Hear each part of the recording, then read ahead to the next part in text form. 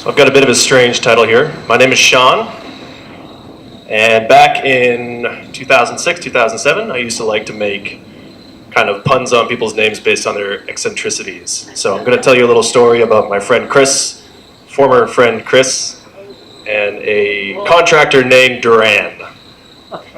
So back in 2007, I started a company with 4 other co-founders, bright-eyed, bushy-tailed, little young teenagers, 20-year-olds from a little place in White Rock, BC. We started a company called Ogle Interactive, and we wanted to basically make a new mashup that was going to revolutionize the way you booked and planned travel. So we're going to mash up Google Maps and Expedia. We got funding, first round of funding from friends, family, and fools, mostly fools, but they were all family. And in true 90s fashion, we celebrated the only way you can by spending a lot of money. $1,300 steak and lobster dinner, 2-year lease on an office space, signed on the dotted line, and a managed rack space server, which if you don't know, yeah, I see some nods. If you don't know, that's basically the steak and lobster of online hosting. So, my friend Chris, former, was the acting CEO, and he basically wanted all the strategy. He took everything that direction. And he was known around the office for about a couple of different things. Great ideas, watching the Colbert Report, and something that I termed Chrissy fits, which involved a lot of yelling and a lot of kick doors shut. I think somebody earlier said, Matt actually said, no asshole rule. We violated that rule. So what I said is that my 0th takeaway, because I'm a programmer, is that friendship will not triumph over the tribulations you have to go through in entrepreneurship. You always have to look for the quality of the people, and you have to know them really well. How are they going to react in tough situations like a war room? All those kind of things really come into more factor than somebody's skill. No asshole rule is a good rule. So, as you can imagine, we started running out of money. Imagine that. Basically what we had to do was figure out how to fix the problem. And unfortunately that involved no more Chrissy fits, because that wasn't part of the solution. So we had a director's meeting, we fired Chris. And Chris left with a couple of hard drives, nothing really too bad though. After we fired Chris, we went on to back to our investors and said, we need some help. We lost our CEO. We have some internal direction, but we want your help.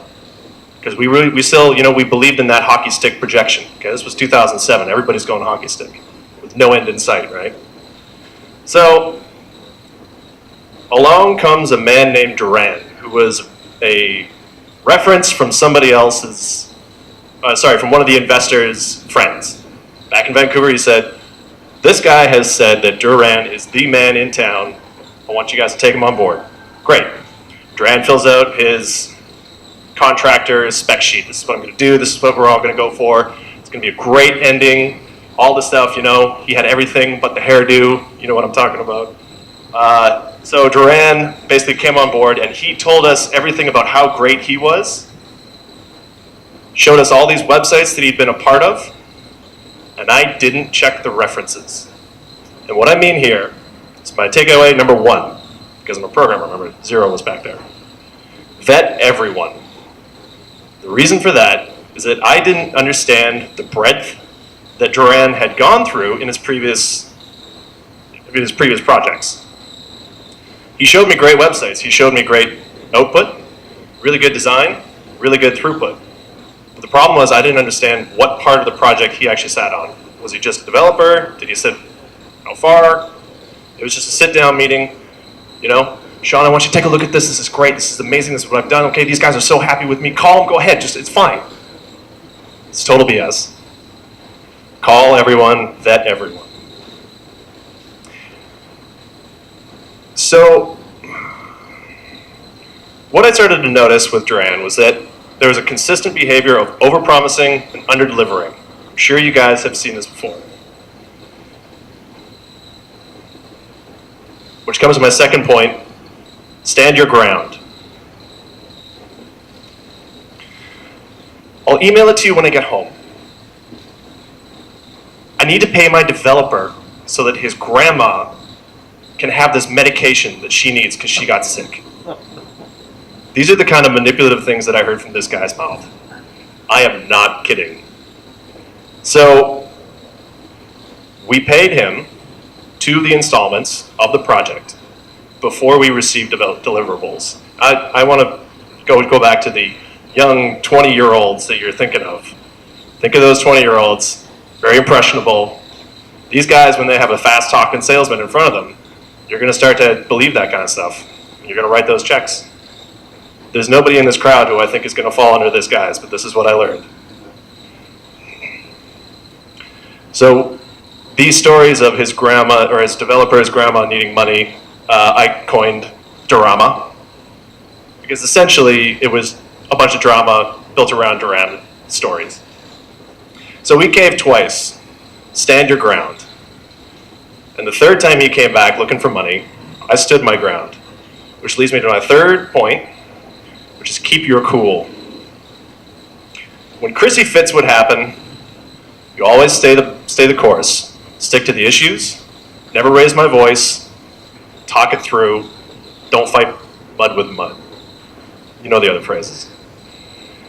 So on a nice sunny afternoon in Vancouver, Duran barged into my office with a CD with subpar work. And subpar means unwhite balanced videos, graphics that looked like they were come from clip art, things like that. And I stood my ground. I refused to pay. Little victories, right? So picture this. In Vancouver, all by myself, all alone. It was a Sunday, so not many people in the office building. This guy was pretty big, pretty intimidating. He had those fiery eyes, you know? So I did what I learned to do, which is keep your cool. I took out my phone and opened a little application called the voice recorder and hit record. Set it down on my desk. And then I messaged my co-founders. I said, hey guys, I'm at the office. I need your help. Just come out, help me out. Duran is here and he's getting a little crazy because I'm not going to pay him. With the voice recorder open and running, I was able to keep my cool even more because I knew that everything that was going to happen was going to be on the voice recorder. It's a little black box. I said all the right things. I said, leave now. Your presence is no longer allowed. Get out of the office. Go fuck yourself. He politely declined, not very politely. He responded by shouting things like, I'm going to take legal action and sue your ass for not paying me for the last $8,000. Then he went to what I will call Nuclear Town and said, I will put you in a wheelchair if you do not pay me right now. I have people covering the exits. Again, I have this on recording. I didn't want to bore you with the details tonight. Keep your cool. End of the story, my co-founder showed up. We left the building safely. He actually did have people outside, but he was never going to threaten, or he was never going to pursue violence. He was too smart for that. Duran followed, yelling all the time into the microphone.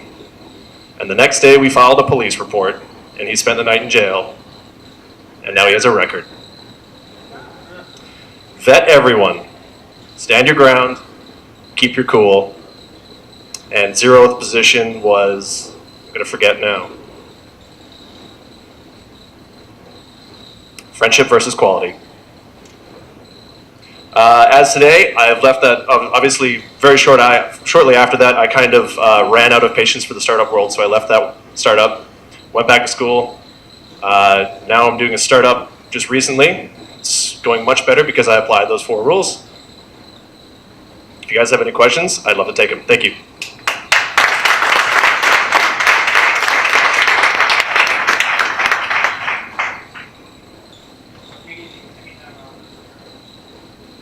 What made me think the second time will be better? Startup land. You always learn things from your first round. Not only all of this stuff, but you learn how to spot the idiosyncrasies of people.